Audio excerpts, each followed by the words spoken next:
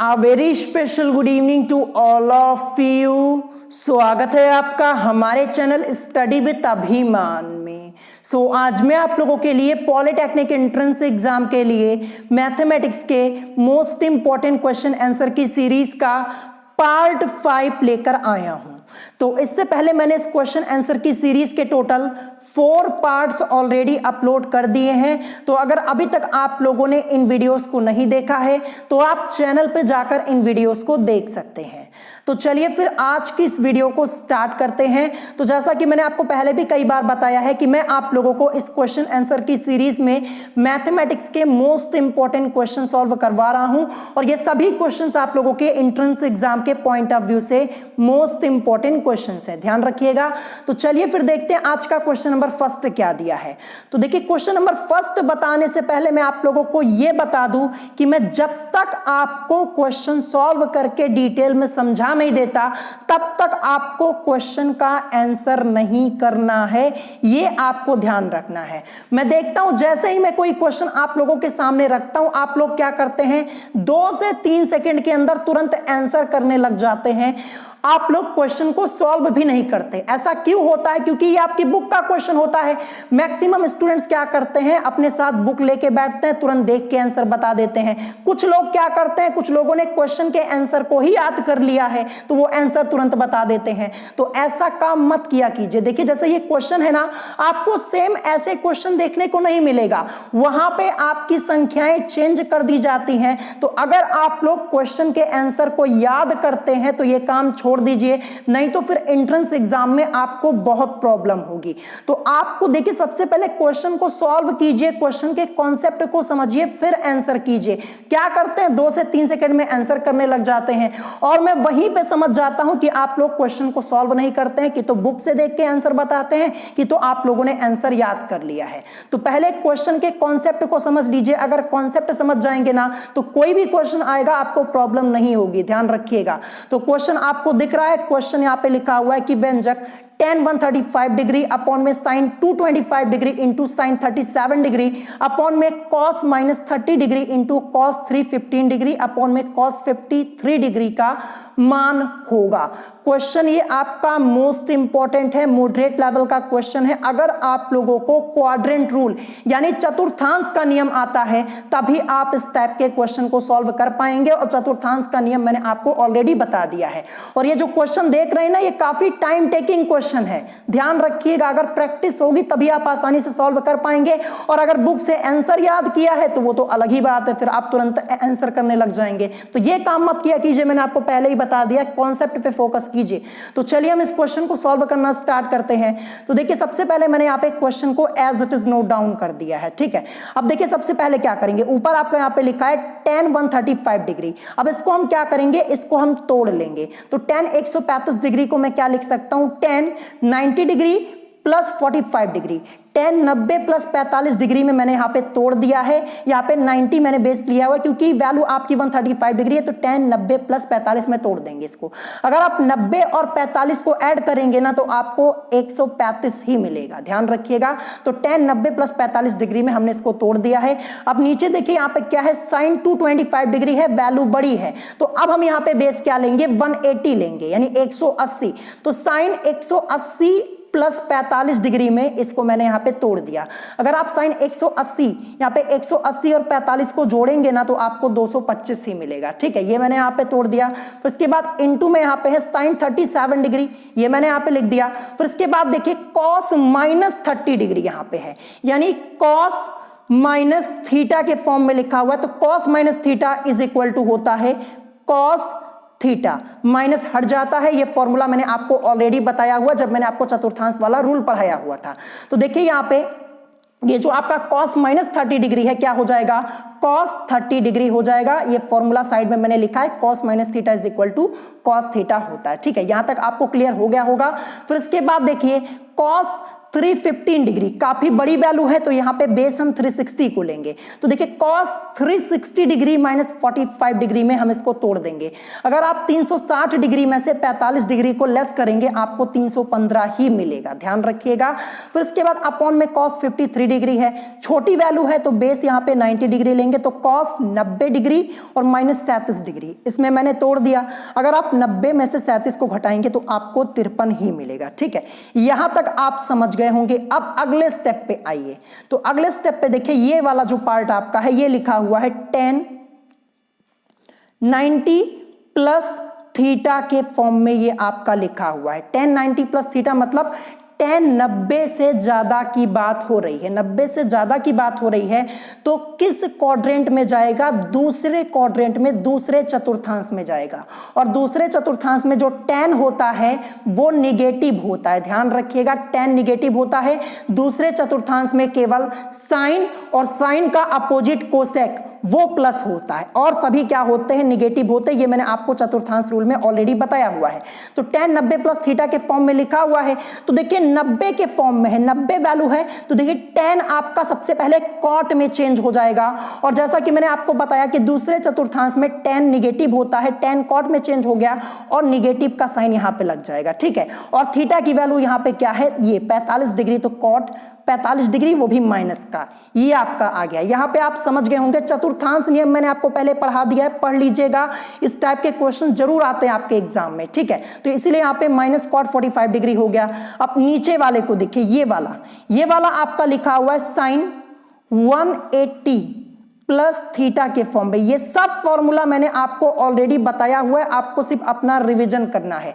तो क्या लिखा हुआ है? साइन 180 प्लस थीटा, यानी 180 से ज्यादा की बात यहां पे हो रही है। किस क्वाड्रेंट में जाएगा? तीसरे में जाएगा। और देखिए तीसरे में जो आपका साइन होता है वो निगेटिव होता है, ध्यान रखिएगा, साइन क्या होता है? निगेटिव होता है। तीसरे चतुर्थांश में केवल tan, और tan का अपोजिट कॉट वो प्लस होता है, साइन निगेटिव होता है। तो यहां पे देखिए साइन 180 प्लस थीटा, तो देखिए साइन आपका साइन ही रहेगा। ठीक है, क्योंकि वैल्यू 180 है तो चेंज नहीं होगा। और माइनस साइन थीटा आएगा, तो देखिए माइनस साइन और थीटा की वैल्यू यहां पे 45 डिग्री, इसलिए माइनस साइन 45 डिग्री ये आपका यहां पे आया हुआ है। आई होप आप इस स्टेप को समझ गए होंगे। काफी डिटेल में आपको मैं बता रहा हूं, इतना डिटेल में आपको कोई क्वेश्चन सॉल्व नहीं करवाता है, तो ये मैंने आपको डिटेल में बता दिया ये कैसे आया। यहां तक आप समझ गए। अब देखिए इसके बाद इंटू लगा दिया, साइन 37 डिग्री ऐसे ही रहने दीजिए और कॉस 30 डिग्री को ऐसे ही रहने दीजिए, यहां पे हमें कुछ नहीं करना। अब इसके बाद देखिए यहां पे क्या लिखा हुआ है, ये आपका लिखा हुआ है कॉस 360 डिग्री माइनस थीटा के फॉर्म में।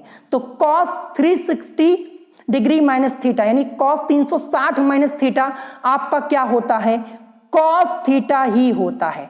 देखिए 360 से कम की बात हो रही है, 360 से कम की बात मतलब चौथे चतुर्थांश में आएगा, और चौथे में केवल आपका कौन सा जो त्रिकोणमितीय अनुपात होता है वो प्लस होता है, वो आपका होता है कॉस, और कॉस का अपोजिट सेक, यही आपका चौथे चतुर्थांश में प्लस होता है। तो इसीलिए कॉस 360 माइनस थीटा आपका क्या हो जाएगा? कॉस थीटा हो जाएगा। तो देखिए कॉस थीटा हो जाएगा, कॉस तो आपका ऐसे ही रहेगा, और थीटा की वैल्यू यहां पे 45 डिग्री है, तो यहां पे cos प्लस होता है, तो यहां पे इसीलिए cos 45 डिग्री आपका यहां पे आ जाएगा। तो यहां पे cos 45 डिग्री हो गया।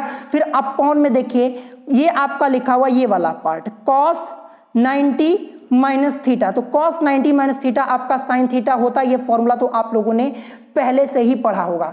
देखिए cos 90 माइनस थीटा, 90 से कम की बात हो रही है, पहले चतुर्थांश में आएगा, और पहले चतुर्थांश में सभी त्रिकोणमितीय अनुपात प्लस होते हैं, ऑल पॉजिटिव होता है। तो यहाँ पे देखिए 90 है, 90 डिग्री वैल्यू है, तो cos आपका किस में चेंज हो जाएगा? cos आपका साइन में चेंज हो जाएगा, और थीटा तो यहाँ पे रहेगा ही। इसीलिए देखिए यहाँ पे थीटा की वैल्यू 37, तो साइन 37 डिग्री आपका हो गया। देखिए 360 वैल्यू जब होती है या फिर 180 डिग्री होती है, तो ये जो आपके त्रिकोणमितीय अनुपात होते हैं वो चेंज नहीं होते हैं। जैसे यहाँ पे देखिए 180 डिग्री था, साइन यहाँ पे था, तो साइन आपका यहाँ पे साइन ही है, cos 360 डिग्री यहाँ पे देखिए 360 वैल्यू है तो cos आपका cos ही है, तो वैल्यू चेंज नहीं होती। ये सब कॉन्सेप्ट मैंने आपको ऑलरेडी बताया हुआ, चैनल पे जाके पढ़ लीजिएगा। तो यहां तक आपका क्लियर हो गया होगा।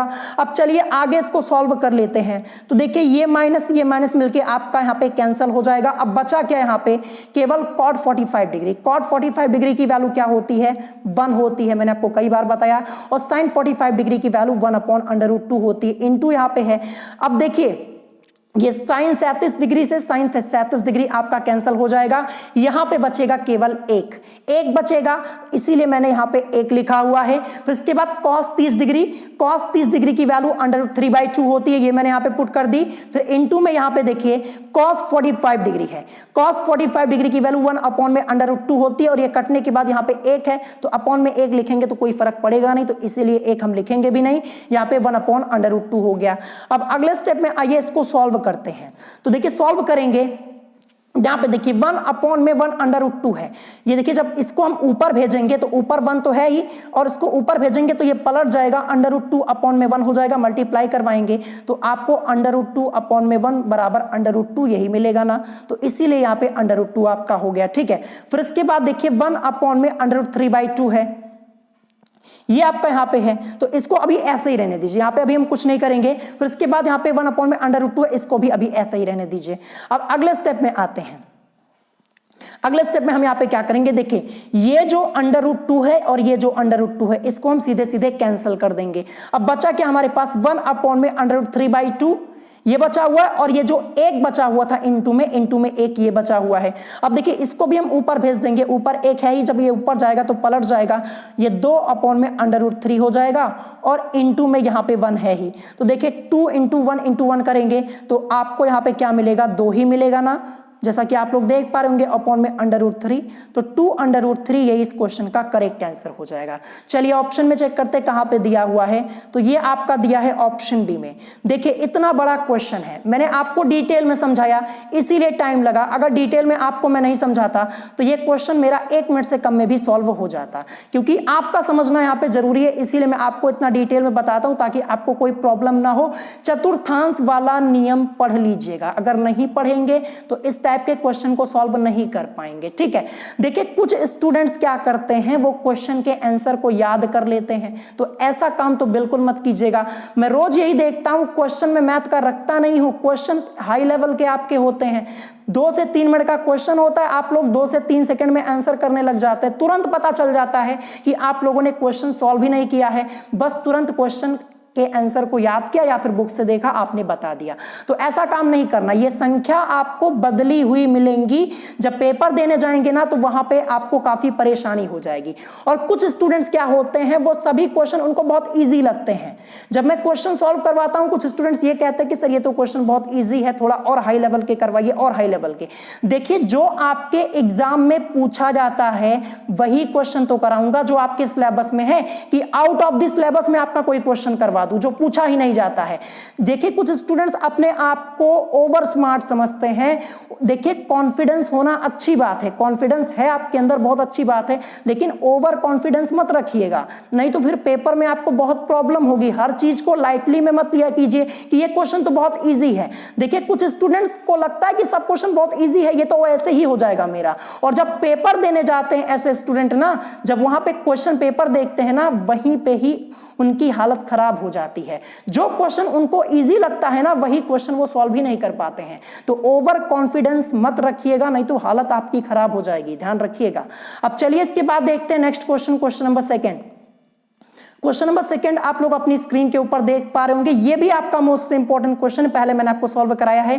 क्वेश्चन यहाँ पे x = 7 - 4√3 हो तो x + 1/x का मान बताइए। 4 ऑप्शन आपको दिख रहे होंगे, बिना सॉल्व किए हुए आंसर मत बताइएगा, ध्यान रखिएगा, बिना सॉल्व करे क्वेश्चन का आंसर मत बताइएगा। देखिए यहां पे तो आप 2 से 3 सेकंड के अंदर आंसर कर देंगे बुक से देखकर या फिर क्वेश्चन के आंसर को याद करके, लेकिन जब एग्जाम में जाएंगे ना तो वहां नहीं कर पाएंगे, वहां पे आपको संख्याएं बदली हुई मिलेंगी, पूरा टाइम आपको देना पड़ेगा क्वेश्चन सॉल्व करने के लिए। तो इससे अच्छा अभी से प्रैक्टिस करते चलिए, क्वेश्चन सॉल्व करने की प्रैक्टिस कीजिए, ना कि क्वेश्चन के आंसर को याद कीजिए, ध्यान रखिएगा। तो चलिए क्वेश्चन को सॉल्व करते हैं। क्वेश्चन यहाँ पे है x इज इक्वल टू 7 - 4 √3, तो x + 1/x का मान क्या होगा, ये हमसे पूछा गया। तो सबसे पहले क्या करेंगे, इसकी वैल्यू पूछी गई है, x + 1/x मैंने यहाँ पे लिखा, तो मैं इसको क्या कर सकता हूँ, आप चाहे तो यहाँ पे नीचे 1 लिखकर एलसीएम लेकर कर सकते हैं। मैं डायरेक्ट यहाँ पे करूंगा, x की मल्टीप्लाई x में, x² ऊपर +1 है ही और अपॉन में x है ही, तो ये मैंने यहाँ पे कर दिया। सबसे पहला स्टेप आपको यही करना है, x² + 1 अपॉन में x आपका यहाँ पे हो गया ना। अब देखिए क्वेश्चन में हमें x is equal to value क्या दी गई है, 7 - 4 √3 ये दी हुई है। तो देखिए यहाँ पे x² + 1 अपॉन x में जहां जहां x है, x इज इक्वल टू हमें 7 - 4 √3 रख देना है। तो देखिए सबसे पहले x² है, x की जगह रखेंगे 7 - 4 √3 और पूरे का यहाँ पे होल स्क्वायर हो जाएगा। फिर इसके बाद +1 ऐसे ही रहेगा, अपॉन में x की जगह 7 - 4 √3 रख देंगे। अब देखिए ये वाला जो पार्ट आपका है, ये वाला पार्ट, ये आपका किस फॉर्म में लिखा हुआ है, ये आपका लिखा हुआ है a - b के होल स्क्वायर के फॉर्म में आपका लिखा है फॉर्मूला, a² + b² और -2ab, ये आपका फॉर्मूला होता है। अब देखिए a की वैल्यू यहाँ पे 7 है और b की वैल्यू 4 √3 है। तो मैं आपको सॉल्व करके दिखा देता हूं। a² का मतलब क्या हो जाएगा, 7 का स्क्वायर हो जाएगा, ठीक है, 7 का स्क्वायर हो जाएगा आपका, ठीक है। फिर इसके बाद प्लस b का स्क्वायर, इसका मतलब क्या हो जाएगा, 4 √3 का स्क्वायर, ये आपका हो जाएगा। फिर इसके बाद -2, a की वैल्यू आपकी 7 है, तो a की जगह 7 इंटू b की जगह 4 √3, ये हम रखेंगे। चलिए मैं आपको सॉल्व करके डिटेल में समझाता हूं। 7 का स्क्वायर 7 का स्क्वायर 49 होता है, ये आप सबको पता है, इसीलिए यहाँ पे 49 आया। अब 4 √3 का स्क्वायर, इसको सॉल्व कीजिए। तो सबसे पहले 4 है, 4 का स्क्वायर आपका क्या होता है, 4 का स्क्वायर करेंगे तो आपको 16 मिलेगा ना, 16 मिलेगा। फिर इसके बाद √3 का स्क्वायर, तो देखिए √3 इंटू √3, इसको लिख सकते हैं √3 के स्क्वायर को, सॉल्व करने पर ये अंडर हट जाएगा और आपको 3 ही मिलेगा। तो यानी 16, इसके बाद क्या कर देंगे, गुणे में 3 कर देंगे, यानी 16 × 3 = 48 आपको मिलेगा। इसीलिए यहाँ पे देखिए 48 और प्लस तो आपका लगा ही रहेगा। तो यहाँ पे ये वाला स्टेप सॉल्व हो गया, 48 यहां तक हमने कर लिया। फिर इसके बाद -2 है, फिर इसके बाद a की वैल्यू 7, फिर b की वैल्यू यहाँ पे देखिए 4 √3 है आपका। तो देखिए 2 7 14 हो जाएगा और 14 4 आपका 56 होता है, 14 चौके 56 और ये √3 तो यहाँ पे है ही, तो 56 √3 ये आपका यहाँ पे आ गया। ये स्टेप मैंने आपको इसलिए इतना डिटेल में बताया, यहीं पे स्टूडेंट्स गलती करते, ध्यान रखिएगा। तो यहाँ तक आप समझ गए होंगे। फिर इसके बाद +1 यहाँ पे ऑलरेडी आपका है ही और अपॉन में 7 - 4 √3, ये तो आपका एज इट इज रहेगा। अब चलिए आगे आते हैं। तो देखिए 49 + 48 और +1 ऐड कर दीजिए, सीधे सीधे 49 + 48 +1 ऐड करने पर आपको क्या मिलेगा, ऐड करने पर 98 और -56 √3 आपका ऐसे ही रहेगा और अपॉन में 7 - 4 √3, ये भी आपका ऐसे रहेगा। अब देखिए यहाँ पे 98 आ रहा है, 56 आ रहा है, तो आपके माइंड में क्लिक होना चाहिए यहाँ पे कि यहाँ से हम 14 को कॉमन ले सकते हैं। अगर आप 14 देखिए 14 कॉमन लेंगे तो क्या हो जाएगा, देखिए 14 कॉमन ले लेंगे, 14 × 7 = 98, यहाँ पे 7 आ गया, फिर -14 चौके 56 होता है 4 और √3 आपका ऐसे ही रहेगा। तो यहाँ पे 14 मैंने यहाँ पे कॉमन लिया है, ध्यान रखिएगा।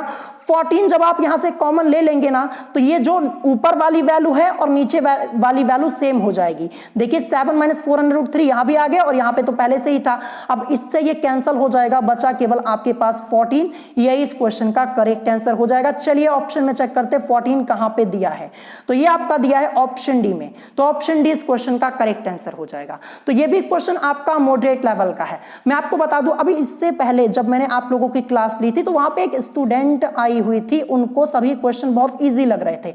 बार बार वो कमेंट करके ये कह रही थी कि ये क्वेश्चन तो बहुत इजी है, बहुत इजी है। तो देखिए ये इस टाइप के जो स्टूडेंट होते हैं वो अपने आप को ओवर स्मार्ट समझते हैं। देखिए यहां पे बोलने में क्या जाता है, यहां पे तो कोई भी बोल सकता मैं क्वेश्चन सॉल्व करा रहा हूं, ये क्वेश्चन तो बहुत इजी है, बड़े आसानी से मैं सॉल्व कर लूंगा। यहां पे बोलने में कोई फर्क नहीं पड़ता है। देखिए कॉन्फिडेंस होना अच्छी बात होती है, लेकिन ओवर कॉन्फिडेंस आपको नहीं रखना है। कुछ ऐसे स्टूडेंट्स होते हैं जिनको सब चीजें बहुत इजी लगती हैं, कहते हैं बहुत आसान है, ये तो मैं वैसे ही कर लूंगा, ऐसे बोलते रहते हैं। तो इन लोगों के अंदर ओवर कॉन्फिडेंस होता है और ये ऐसे स्टूडेंट्स को ओवर कॉन्फिडेंस ही ले डूबता है। जब पेपर देने जाते हैं ना, यहां पे सब इजी लगता है, जब पेपर दे के लौटते हैं ना तो शक्ल उनकी देखने लायक होती, कैसे शक्ल बना के आते हैं, कुछ समझ में ही नहीं आता है पेपर में।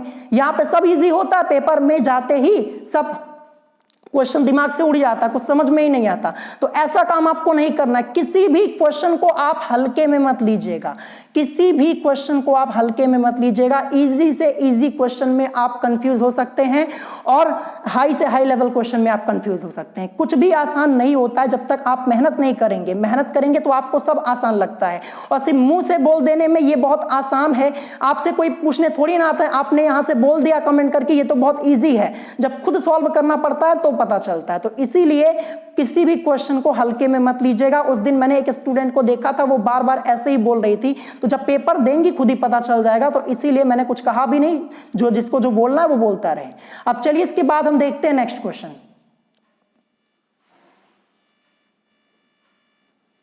क्वेश्चन नंबर 3 आप लोगों को अपनी स्क्रीन के ऊपर दिख रहा होगा और ये भी क्वेश्चन मोस्ट इंपॉर्टेंट है। इस टाइप के कई क्वेश्चंस आपके एग्जाम में पूछे जा चुके हैं। क्वेश्चन यहां पे है कि एक लंब वृत्तीय बेलन की ऊंचाई 80 सेंटीमीटर तथा आधार की त्रिज्या 3.5 सेंटीमीटर है, बेलन का वक्र पृष्ठ ज्ञात कीजिए। देखिए क्वेश्चन आपको बहुत सिंपल लग रहा होगा, लेकिन उन स्टूडेंट्स के लिए क्वेश्चन सिंपल है जिनको बेलन के वक्र पृष्ठ का फॉर्मूला पता है।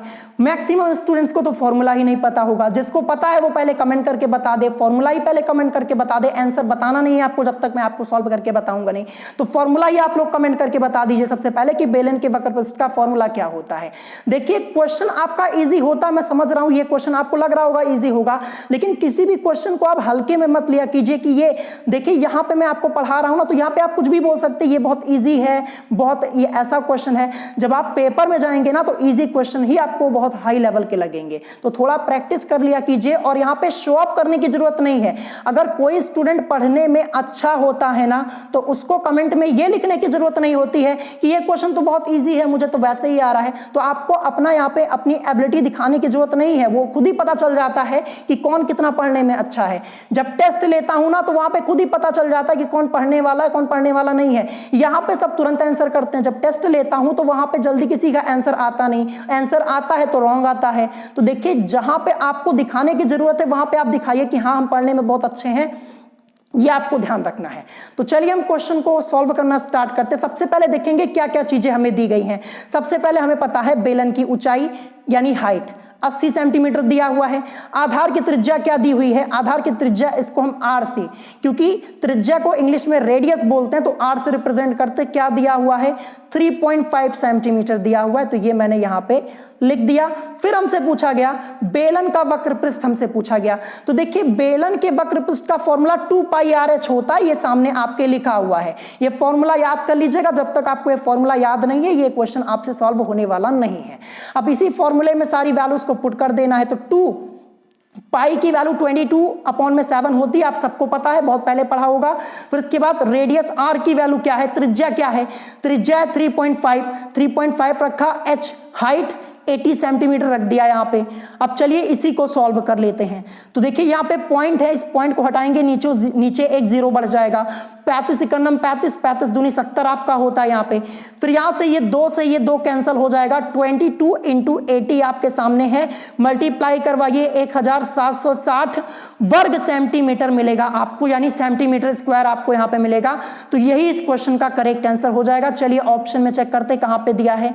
तो ये आपका दिया है ऑप्शन बी में। ऑप्शन बी आपका इस क्वेश्चन का करेक्ट आंसर हो जाएगा। क्वेश्चन आपको सिंपल लग रहा होगा, अगर सिंपल लग रहा है अच्छी बात है, लेकिन फॉर्मूला याद कर लीजिएगा। मैं आपको क्यों बार बार कहता हूं फॉर्मूला याद करने के लिए, इससे आपका ही फायदा होगा। इसमें मेरा क्या फायदा, आपका फायदा है। आप याद करेंगे, क्वेश्चन को सही करके आएंगे, और अगर ओवर कॉन्फिडेंस दिखाएंगे तो आपको ही प्रॉब्लम होगी। अभी उस दिन जब मैं क्लास ले रहा था, वहां पे मैंने देखा एक स्टूडेंट का कॉन्फिडेंस, बहुत ज्यादा कॉन्फिडेंस उनके अंदर आ गया था, उनको सब क्वेश्चन इजी लग रहा था।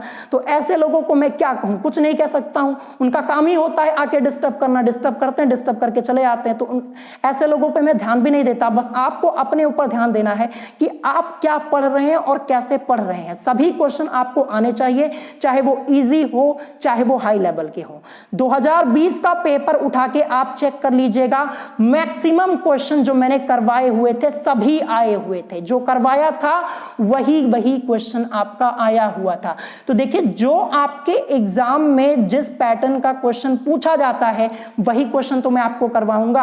अब यहां पे कुछ स्टूडेंट्स क्या बोलते हैं कि सर आप क्या पेपर की गारंटी ले सकते हैं, तो मैं आपको बता दूं पेपर की गारंटी कोई नहीं ले सकता है। ध्यान रखिएगा, कुछ स्टूडेंट्स को ये इस बात की जल्दी होती, वो यही बार बार पूछते रहते हैं कि क्या गारंटी है कि ये क्वेश्चन आ जाएगा। तो मैं आपसे पूछूं, क्या आपके लाइफ की कोई गारंटी है? आप बोल सकते कि मेरे लाइफ की कोई गारंटी है, नहीं बोल सकते ना। तो उसी तरह पेपर की कोई भी गारंटी नहीं ले सकता है।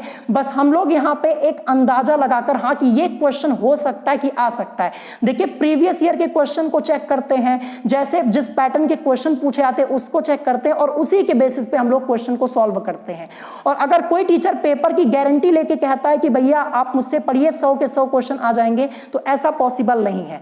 पेपर जो बनाएगा, जो टीचर पेपर सेट करता है, उसी को पता होता है कि क्या क्वेश्चन आने वाला है, क्या नहीं आने वाला है। बस आप लोग क्या कर सकते हैं, यहाँ पे क्वेश्चन को पढ़ सकते हैं, अच्छे से मेहनत कर सकते हैं। और गारंटी लेने वाली बात, ये कभी भी ऐसा हो ही नहीं सकता।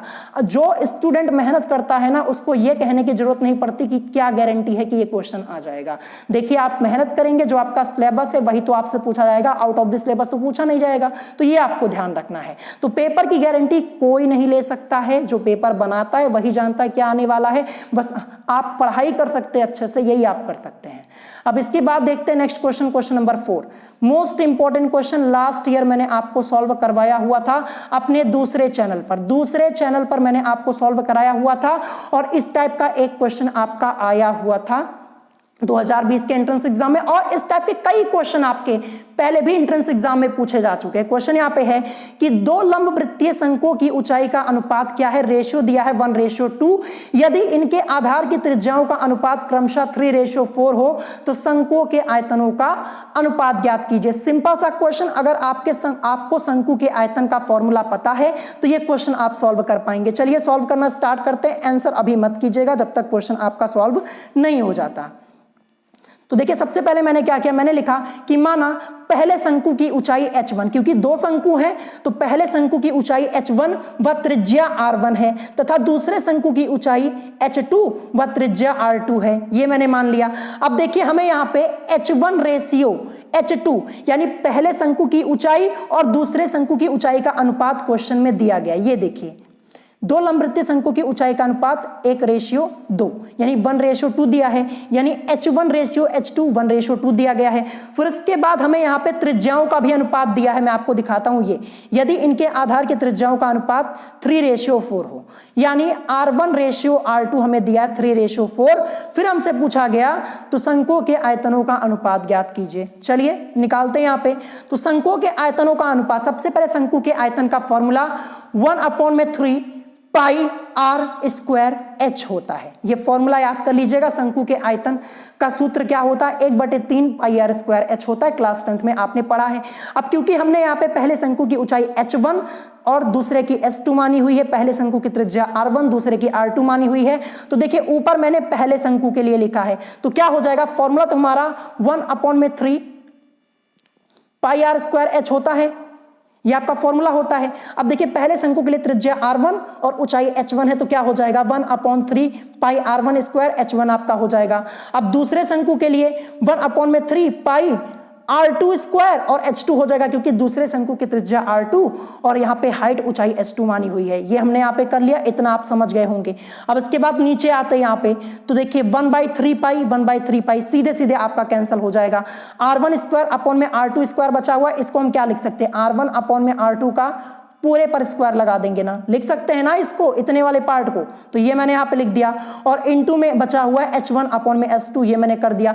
अब देखिए R1 और R2 की वैल्यू, ये देखिए रेशियो में आपको दी हुई है, ये 3:4 आपको दिया है ना, इसको हम क्या लिख सकते हैं 3/4 ना, तो इसी की जगह ला के रख देंगे।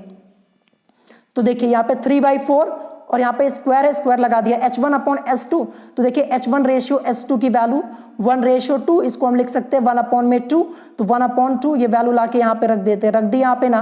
3 का स्क्वायर 9, 4 का स्क्वायर 16 इंटू 1/2, 9 की मल्टीप्लाई 1 में, 16 की मल्टीप्लाई 2 में, क्या मिलेगा 9:32। यह इस क्वेश्चन का करेक्ट आंसर हो जाएगा। चलिए ऑप्शन में चेक कर लेते हैं।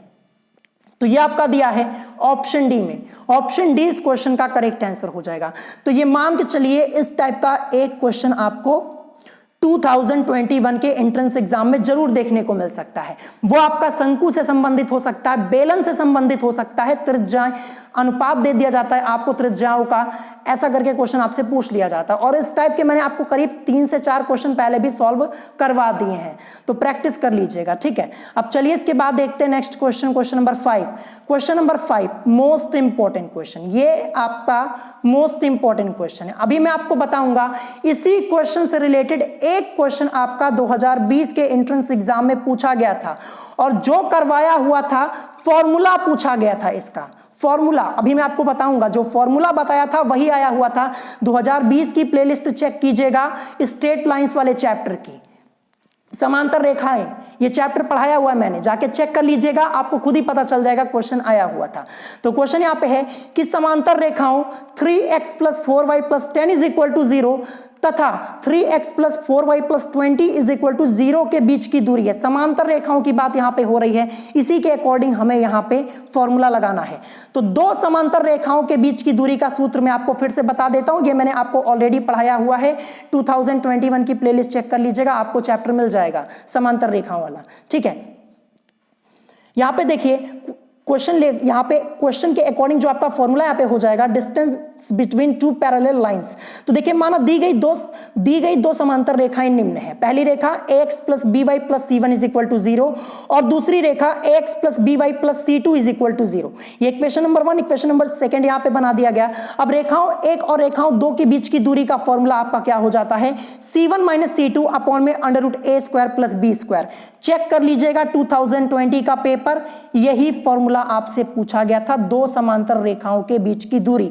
और जब 2020 में मैंने आपको पढ़ाया हुआ था, वहां पे आपसे कहा था कि समांतर रेखाएं, इस चैप्टर से आपके एंट्रेंस एग्जाम में एक ना एक फॉर्मूला जरूर पूछा जाएगा। और मैंने आपको सभी फॉर्मूले बताए हुए थे इस चैप्टर के, एक सिंगल फॉर्मूला भी नहीं छोड़ा था, और ये भी वाला बताया था। और सेम यही फॉर्मूला 2020 के एंट्रेंस एग्जाम में आया हुआ है। पेपर उठा के चेक कर लीजिएगा, और क्या कीजिएगा, मेरे चैनल पे जाइएगा और 2020 की प्लेलिस्ट चेक कीजिएगा मैथमेटिक्स की, और समांतर रेखाएं इस चैप्टर में जाइएगा। आपको ये फॉर्मूला और जो क्वेश्चन अभी लिखा है, ये दोनों मैंने आपको बताया हुआ है, चेक कर लीजिएगा, आपको खुद ही भरोसा हो जाएगा। तो चलिए इसी फॉर्मूले का यूज करके अभी हम इस क्वेश्चन को सॉल्व कर लेंगे। तो दी गई रेखाएं जो हमें दी गई हैं, ये वाली और ये वाली, इसको हम चलिए नीचे लिख लेते हैं यहाँ पे। तो दी गई रेखाएं पहली क्या है, 3x + 4y + 10 = 0, और दूसरी जो दी गई है 3x + 4y + 20 = 0। ये दूसरी रेखा, ये पहली रेखा। अब क्या करेंगे, यहाँ पे हम कंपेयर कराएंगे। देखिए यहाँ पे ax + by + c आपका दिया हुआ है ना, तो देखिए यहाँ पे ये जो दोनों रेखाएं आपकी है, यहाँ पे देखिए a = पहले में 3 दिया है और दूसरे में भी a = 3 दिया है। तो ये दोनों वैल्यू सेम है, तो एक ही बार लेंगे a = 3। फिर b यहां पे देखिए b, क्योंकि देखिए यहां पे क्या होता है, ax होता है और by होता है। तो पहले a फिर b, फिर इसके बाद c1 और c2 की वैल्यू को हम डिसाइड करते हैं। तो देखिए a की वैल्यू आपकी यहां पे क्या हो जाएगी, सेम है, ax होता है, क्या होता है आपका, देखिए यहां पे फॉर्मूले में ax + by + c1, मैं यहां पे लिख देता हूं ax + by + c1 is equal to 0 होता है। अब देखिए ए एक्स, यहां पे देखिए ए की वैल्यू क्या है 3, पहली रेखा में दूसरे में भी 3 है, इसीलिए एक ही बार लेंगे ए इज इक्वल टू 3। फिर इसके बाद प्लस बी वाई है, तो देखिए बी की वैल्यू पहली रेखा में भी 4 है, दूसरी में भी 4 है, तो एक ही बार लेंगे बी इज इक्वल टू 4। ठीक है, ये मैंने लिया। फिर इसके बाद देखिए C1 की वैल्यू पहले में देखिए 10 है, तो C1 की वैल्यू यहां पे 10 हो जाएगी और प्लस 10 आएगी क्योंकि यहां पे प्लस का साइन लगा हुआ है। अब इसके बाद दूसरी रेखा आपकी ax plus B Y plus C2 is equal to 0 हो जाएगा। तो देखिए ax और by की वैल्यू तो आपकी सेम ही है। अब C2 की वैल्यू क्या है, C2 की वैल्यू यहाँ पे 20 है, तो ये 20 मैंने यहाँ पे रख दिया। ये वैल्यूज हमने डिसाइड कर ली ना। अब इसके बाद देखिए दोनों रेखाओं के बीच की दूरी का formula C1 minus C2 upon में अंडर रूट ए स्क्वायर प्लस बी स्क्वायर, यही फॉर्मूला आपका 2020 के एंट्रेंस एग्जाम में आया, पेपर उठा के चेक कर लीजिएगा। अब वैल्यूज को पुट कर देते हैं। C1 की वैल्यू 10 है, मैं आपको दिखाता हूं, ये देखिए C1 की वैल्यू 10, C2 की वैल्यू 20, तो C1 माइनस C2 यानी 10 में से 20 को लेस करेंगे, फिर अपॉन में अंडर रूट ए स्क्वायर प्लस बी स्क्वायर, तो देखिए a की वैल्यू 3, b की वैल्यू 4 रखते हैं यहाँ पे, तो अंडर रूट के अंदर देखिए a की वैल्यू क्या है, a की वैल्यू आपकी यहाँ पे 3 है, ये 3 और b की 4 है। क्योंकि यहाँ पे फॉर्मूले में स्क्वायर है तो 3 का स्क्वायर हो जाएगा प्लस 4 का स्क्वायर अंडर रूट के अंदर, 3 का स्क्वायर 9, 4 का 16 होता है, अंडर रूट लगा रहेगा। अब देखिए 10 में से 20 को लेस करेंगे तो माइनस 10 आएगा, क्योंकि 10 आपकी छोटी संख्या, 20 बड़ी संख्या है। अब 9 और 16 ऐड करेंगे तो आपको अंडर रूट के अंदर 25 मिलेगा। तो क्या मिला हमें यहाँ पे अंडर रूट के अंदर -10 और अपॉन में 25। अब देखिए क्योंकि हम यहाँ पे दूरी निकाल रहे हैं, क्वेश्चन में देखिए आपसे यहाँ पे क्या पूछा गया है, दूरी पूछा गया है, इनके बीच की दूरी।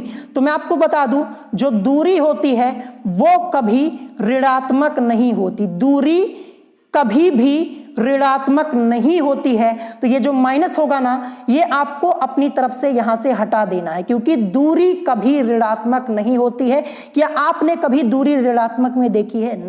नहीं होती है ना। तो क्या हो जाएगा, ये -10 था, अब ये 10 हो जाएगा। और देखिए 25 अंडर रूट 25 सॉल्व करेंगे आपको 5 ही मिलेगा ना, तो 10 और बटे में 5, 5 1 जा 5, 5 2 जा 10, 2 इकाई, यही इस क्वेश्चन का करेक्ट आंसर हो जाएगा। क्या? 2 इकाई, क्योंकि देखिए दूरी ऋणात्मक होती नहीं, 10 हो जाएगा। और अंडर रूट 25 सॉल्व करेंगे 5, 5 1 जा 5, 5 2 जा 10 हो जाएगा।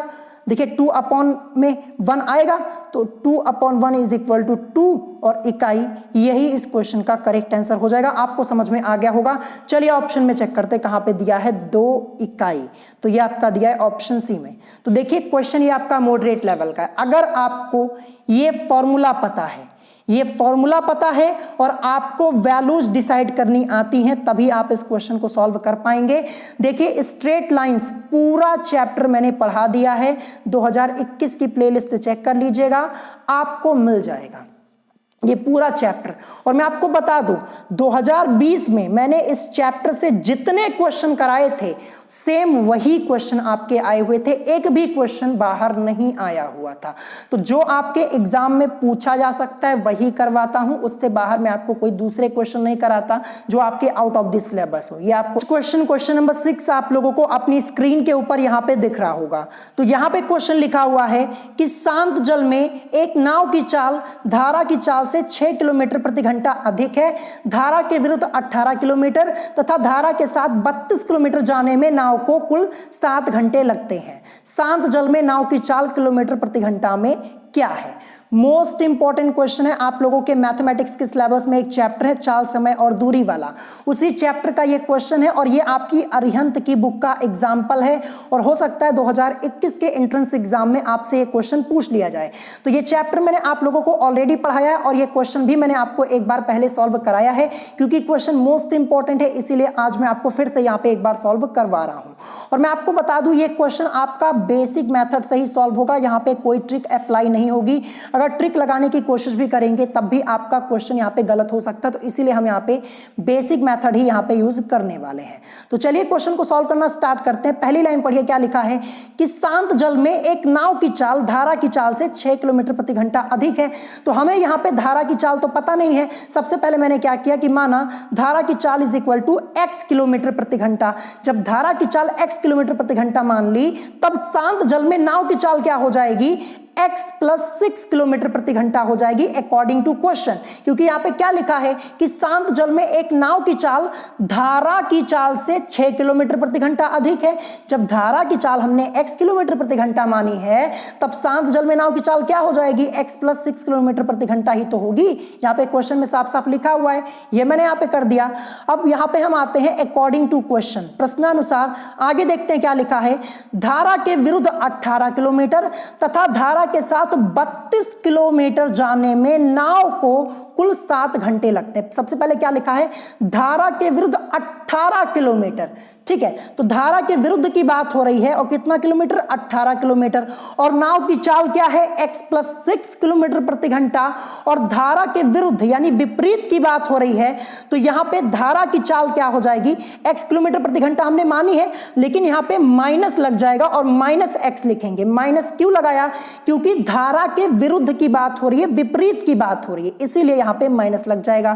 फिर इसके बाद मैंने यहां पे प्लस लगाया। अब आगे देखिए क्वेश्चन में क्या लिखा है।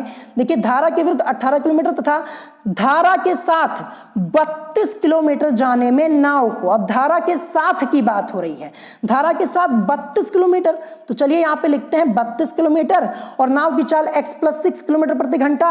और क्योंकि धारा के साथ की बात हो रही है, धारा के साथ, तो क्या होगा, यहां पे प्लस लगेगा, क्योंकि धारा के साथ की बात हो रही है। विपरीत होता है, विरुद्ध होता है तो माइनस हो जाता है, और साथ में है तो प्लस। और यहाँ पे धारा की चाल क्या है, x किलोमीटर प्रति घंटा मानी हुई है, इसलिए यहाँ पे ये x लिखा। और इज इक्वल टू 7, क्योंकि 7 घंटे का समय लगता है, कुल 7 घंटे लगते हैं यहाँ पे, जैसा कि आप लोग देख पा रहे होंगे। तो इसके बाद पूछा गया शांत जल में नाव की चाल किलोमीटर प्रति घंटा में क्या है। चलिए अब इसी को हम सॉल्व कर लेते हैं, इसको सॉल्व कर लेंगे, आंसर हमें पता चल जाएगा। तो देखिए ये x से ये x कैंसिल हो जाएगा, ये 6 1 जा 6, 6 3 जा 18, यहाँ पे बचा 3, फिर इसके बाद प्लस प्लस लगा दिया। अब देखिए ये x और x मिलके 2x प्लस 6 और अपॉन में आपका 32, तो ऐसे ही रहेगा। तो 32 अपॉन में 2x plus 6 is equal to 7 आपका यहाँ पे एज इट इज रहेगा। अब आगे इसको सॉल्व करेंगे तो क्या हो जाएगा, आगे सॉल्व करेंगे। देखिए ये 7 इधर है, ये 3, जब बराबर किसको इधर भेजेंगे तो 7 माइनस 3 हो जाएगा और हमें क्या मिलेगा 4, क्योंकि इधर प्लस में था, इधर आके लेस हो जाएगा, जाहिर सी बात है। तो इज इक्वल टू 4 और यहाँ पे 32 अपॉन में 2x प्लस 6 ये आपका एज इट इज रहेगा। अब देखिए यहाँ पे हम क्या कर सकते हैं, अगर मैं नीचे 1 लिख लूँ कोई दिक्कत नहीं। अब हम क्या करेंगे, त्रियक गुणा यहाँ पे करवा लेंगे। देखिए 4 की मल्टीप्लाई 2x प्लस 6 में, तो 4 2 जा 8x, 4 6 जा 24 और 32 की मल्टीप्लाई 1 में, तो 32 आपको ही मिलेगा यहाँ पे। अब आगे सॉल्व करेंगे तो क्या हो जाएगा, देखिए 8x इज इक्वल टू, ये 24 प्लस में बराबर के इधर भेजेंगे तो 32 में से 24 यहाँ पे लेस हो जाएगा, तो आपको क्या मिलेगा 8x इज इक्वल टू 8 मिलेगा। 32 में से 24 को लेस करेंगे 8 मिलेगा, या फिर x is equal to 8 upon में 8, सॉल्व करने पर आपको 1 मिलेगा। x की वैल्यू 1 मिल चुकी है। अब हम क्या करेंगे, अब हम शांत जल में नाव की चाल निकाल लेंगे। क्या मानी हुई थी क्वेश्चन में हमने x प्लस 6 किलोमीटर प्रति घंटा, मैं आपको दिखाता हूं। ये शांत जल में नाव की चाल x प्लस 6 किलोमीटर प्रति घंटा। तो चलिए यहाँ पे हम x की वैल्यू को पुट कर देते हैं। तो x की वैल्यू हमारी क्या निकली हुई थी, 1 निकली हुई थी ना। और शांत जल में नाव की चाल x प्लस 6 किलोमीटर प्रति घंटा, तो x की जगह यहाँ पे देखिए x प्लस 6 है, x की जगह 1 प्लस 6 यहाँ पे, यानी 1 और 6 मिलके 7 किलोमीटर प्रति घंटा, यही इस क्वेश्चन का करेक्ट आंसर हो जाएगा। आई होप आपको ये क्वेश्चन समझ में आ गया होगा, सिंपल सा क्वेश्चन था। ऑप्शन में चेक करते कहां पे दिया है, तो ये आपका दिया है ऑप्शन सी में। ऑप्शन सी इस क्वेश्चन का करेक्ट आंसर हो जाएगा। देखिए बेसिक मेथड ही इसका बहुत ही ईजी है, जैसा जैसा क्वेश्चन कह रहा है वैसा वैसा आपको सॉल्व करना है।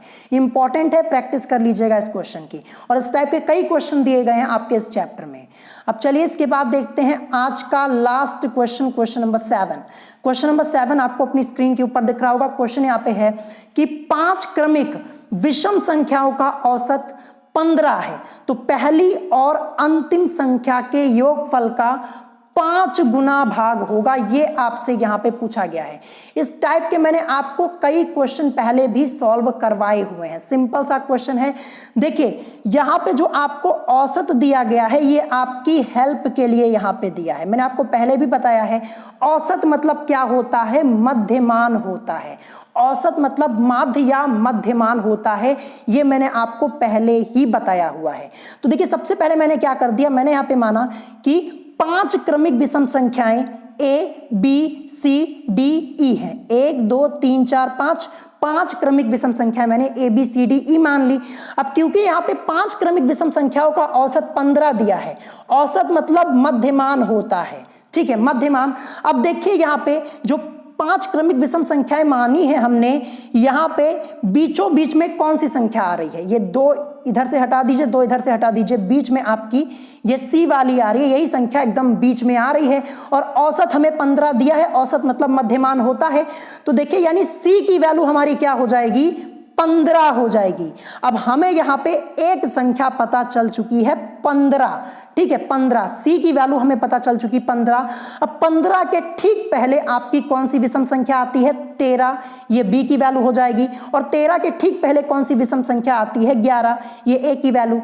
अब 15 के बाद कौन सी विषम संख्या आती है, तो 17 आएगी, डी की वैल्यू 17, और 17 के बाद आपकी विषम संख्या आती है 19। तो देखिए कितनी आसानी से हमने यहाँ पे सभी संख्याओं को निकाल लिया। ये ट्रिक बहुत ही इजी है, मैंने आपको पहले भी कई बार बताया, बड़े आसानी से आप सॉल्व कर पाएंगे। बस आपको यहाँ पे औसत पे ध्यान देना होता है, औसत मतलब होता है मध्यमान।